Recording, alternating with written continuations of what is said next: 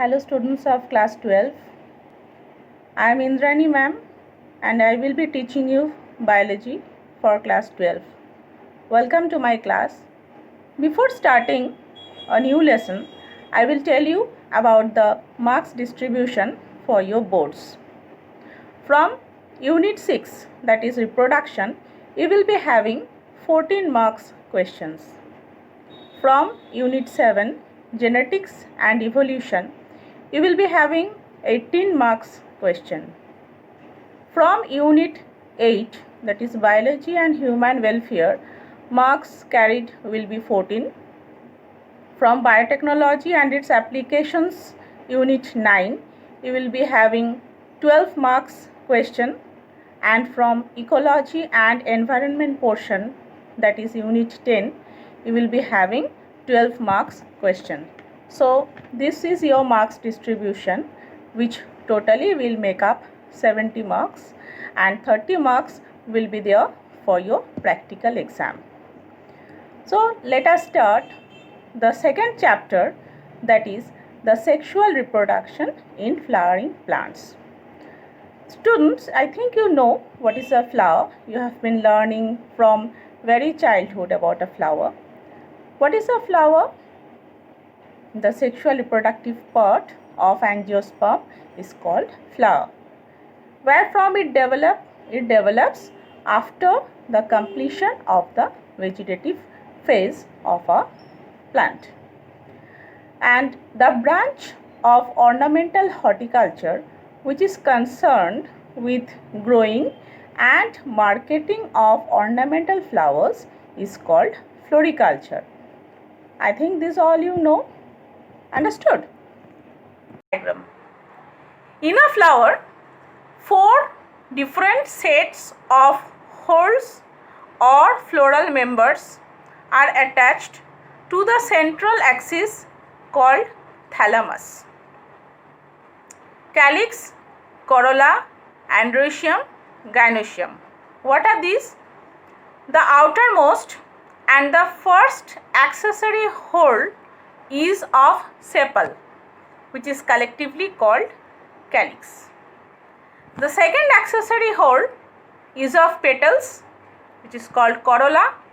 Next to the corolla, the male reproductive whorl of stamens together is known as androecium, and the female reproductive whorl of carpel is called gynoecium or pistil. These are the 4 whorls of a flower.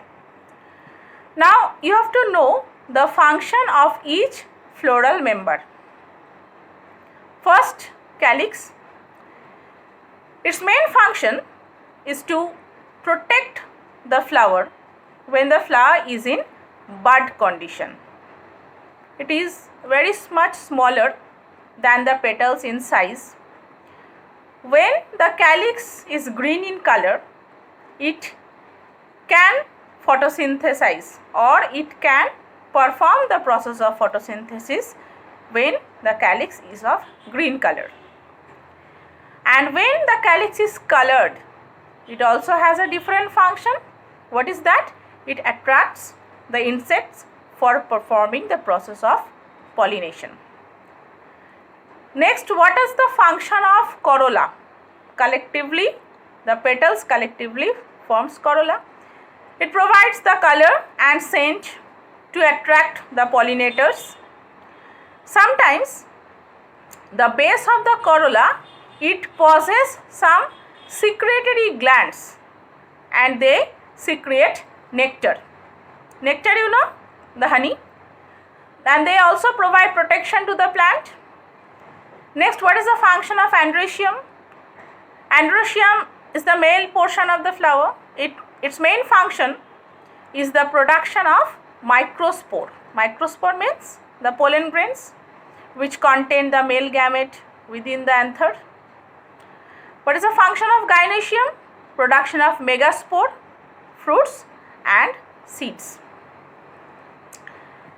Now you have to know about the male reproductive unit. Which is the male reproductive unit of a flower? The stamens. The stamen basically consists of 2 parts.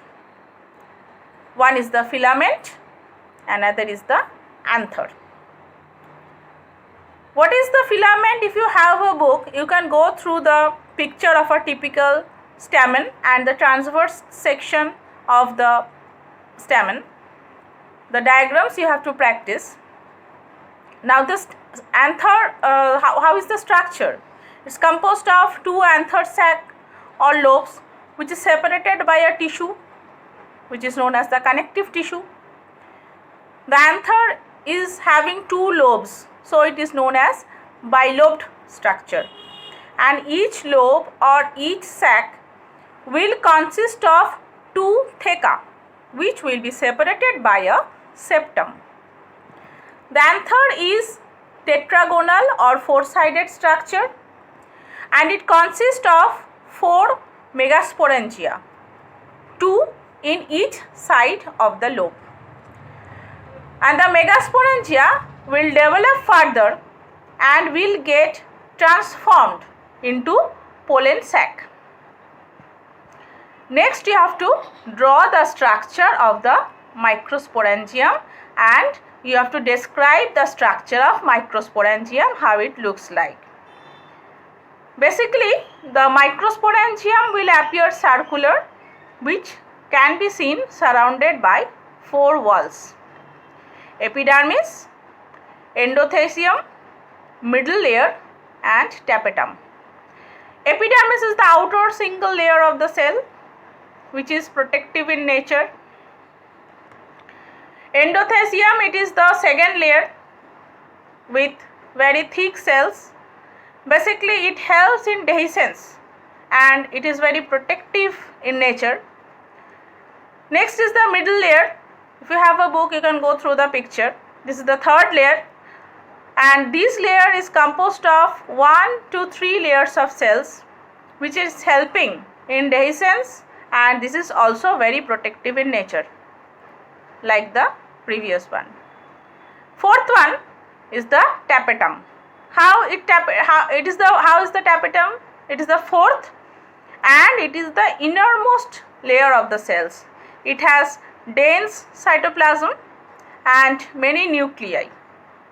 What is the function of tapetum? It provides nourishment to the developing pollen grains. The center of each microsporangium is filled with closely arranged similar cells which are known as sporogenous cells. At maturity, what happens? The pollen sac is formed by the fusion of two microsporangium in each lobe.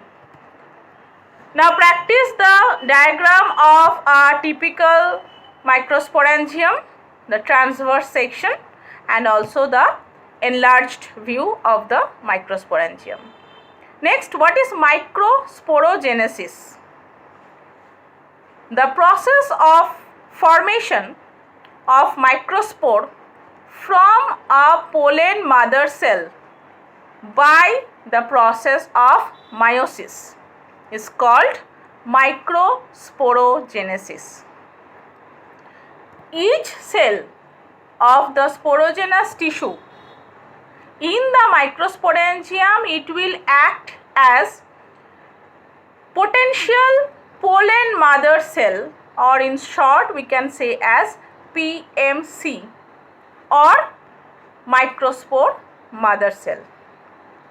This PMC or pollen mother cell will undergo meiotic divisions, and they will form a cluster of 4 cells called microspore tetrad. Now this will get matured. After maturity, what happens? The anther will dehydrate and the microspores will separate from each other and they will form pollen grains. Understood? This will be the structure of the microsporangium. Next is the pollen grains. Here also you have to know the enlarged view of the pollen grains, and you have to know the pollen grain tetrad, the diagram as it is given in your NCERT book. The pollen grains where from these are developing from the PMC by the process of meiotic division. These pollen grains basically represents the male gametophyte, because pollen grains are not produced by the female gametophyte, they are produced by the male gametophyte. How will be the size or structure of the pollen grain? They will be spherical in nature. Two prominent layers are present. One is the outer exine and another is the inner intine layer. The exine layer, because this is situated externally, the external exine layer will be hard layer and it will be made up of sporopollenin. Sporopollenin is one of the most resistant organic material which can be found in nature. So they cannot be destroyed very easily. And the inner thin layer of intine, it will be made up with cellulose and pectin. Through the exine or the outer layer, there will be a small aperture. Presence of small aperture will be found. And in that region, sporopollenin will be absent. That small hole is known as the germ pore. The newly differentiated cells or the newly differentiated pollen grains, they have a central nucleus and they will have a very dense cytoplasm. The protoplast will mitotically divide into two unequal cells. One, the bigger vegetative cell that will be very rich in food reserve, and another will be a very small spindle shaped generative cell that will have a dense cytoplasm and a nucleus. This stage is known as the two-celled stage. In majority of angiosperms, what happens?